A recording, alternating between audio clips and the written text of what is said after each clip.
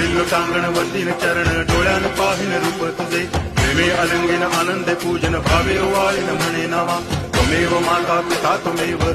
बंधुश्च सखा त्वमेव विद्या द्रवणं त्वमेव सर्वं मम देव आयेन वाचा मनसेन्द्रियैर्वा बुद्ध्यात्मना वा प्रकृति स्वभावात् करोमि यद्यत् सकलं परस्मै नारायणाय समर्पयामि अच्युतं केशवं रामनारायणं कृष्ण दामोदरं वासुदेवं हरि गिरिधरं माधवं गोपिकावल्लभं जानकी नायकं राम